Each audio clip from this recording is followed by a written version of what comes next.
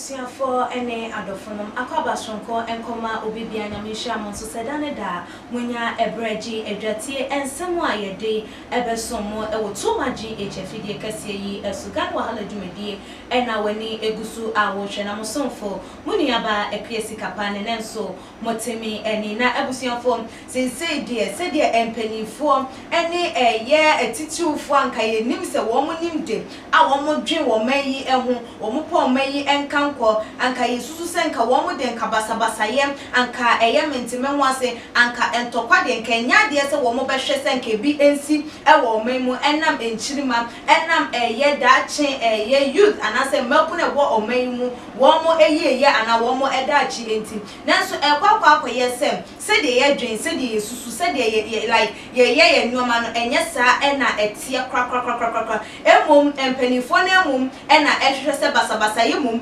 ensi na ne nyina mu no wo mo nam eye emabunu no so epese wo mo emfa endi eye oman no ebone na ebusuafo eye audio bi ababepie eye mapono eso a eye abrantewa wo kasa ewo nsem no wo chiremu a eye NDC organizers bi ehia ewo eye fiesta hotel achese wo mo atwetwe enkomo achese wo mo decision anase eye meeting na wo mo held ye no conclusion anase di ginaye wo mo si ye eye se wo mo behwe se wo mo betimi aboa anase wo metimi akeka eye emabunu no youth no almost 2000 eye youth no abom seni ebe ya eye abato ye beto no eye 2020 wo mo be ma basabasa ye esie esanse wo according to eye audio no o chirema se NDC organizers no wo mo sha no enim se eye din abato we pa de enya de se wo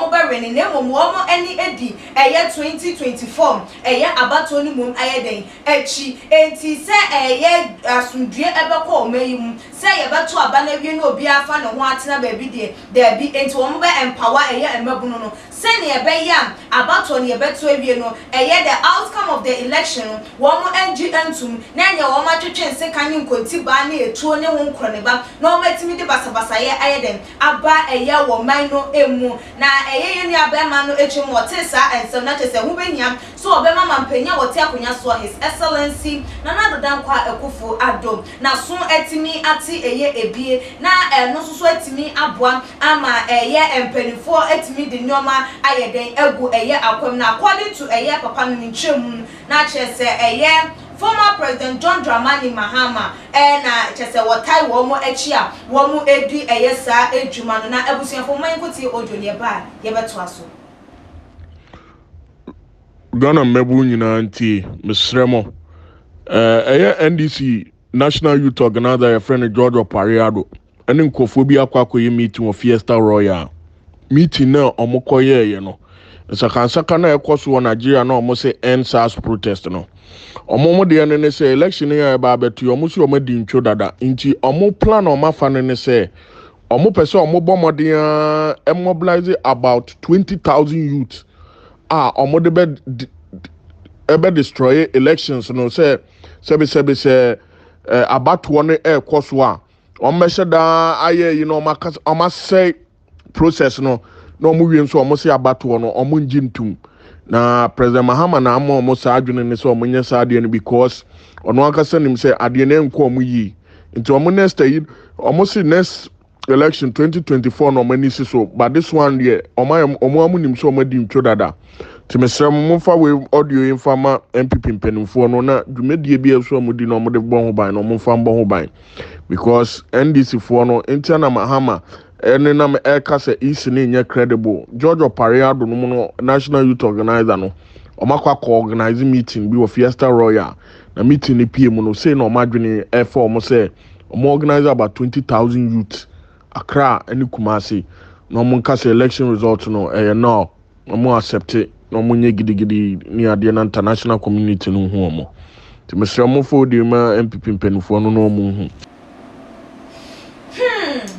ena ye nua bema chese wono wote eye ensem no wo ye mrikatente eye audio ede eba abonte chese wo kire ensem no sei ena wodi etu dwawa wakokoti bi ewo wasum na se eye empanifo amwo oman se mo dwen eye saa enoma be se eye no kure se eye meeting bi saa akoso amagina yesie wei ena wo mo esi ye ediam ene na wo man empanifo ye yi wo mo se wo mo ndi wo man no so no wo mo di wo man no so sen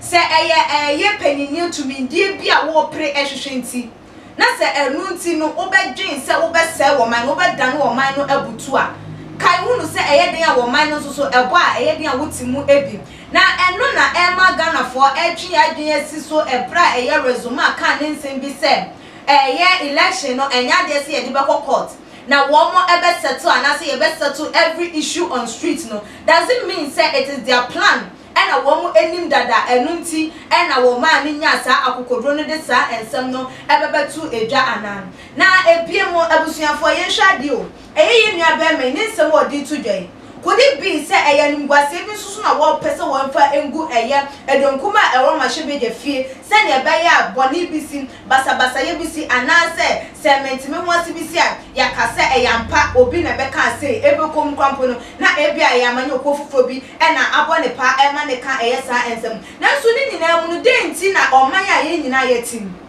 ye matim ye nananum tim eye ye busua etim ni ye be hwese wo man no bebo denti ena eye oman ya chese eman no eye ye wo man no tumpom a ebi kan ye be hwese wo man no ebegija na emapu na onka wo mo na nka ebe yusu wo mo daachi bi ama mapu oman na mo eman na dru sa pempenso no wo mo mom ene ye pese ye mfa eye sa adeso no enso wo mo ense wo mo abrabo because enim se wo man bia entokwa ewom no asondwe entimi enkomuda na oman ya basabasa ye ekoso so de enya de enso se empuntuo etimi ekomu enti ye pre empuntuo de ama omen anase ye pre eye ahwase na ama omen na ye dwe ye nchirima enso ehu anase enchirima de ye ndwe wo mo enam ye pese minkum nya de pese ye nya no emprempin enu nti betinya ye bibia e de asai eye oman no na emapu no a ye hyemu emapu na ye bomo pa emapu na ye bema musika ama modi sa eye bone no so madwen ho se modaache enso so eda enseyem anase madwen ho se emre bi beba wo mu eni wonom na mo ena mo bedi eye wo mayi eso na se mo se wo mayi a mo betimi ama wo mayi na etesi ne tibia dada mu ebie mu anam abusuafo ensem we nyina se ye isi gina ye bi se ye susu enyoma bi a ye dwen sa eye enyoma we hu ansa na se ye betu na mo bi a ye tu ede afa ho abusuam audio yi utie ye de na wo so betimi aka ede afa ho adwen chebra e too much in your comment section like videos na share all the social media platform betimi so follow him your IG page and your Twitter page at @TooMuchGH_ meeting at the accuracy capadasane yabesaneshi. Too Much GH. We wate. Shout out to your fans and everybody who is watching Too Much GH. Me dey Isaac Odwampo, obetumi afem the great ampo mbrembren. Wonu me nka mo ni ehwe Too Much GH. Too Much GH. Mo ye too much. Na me so me ye amo fire.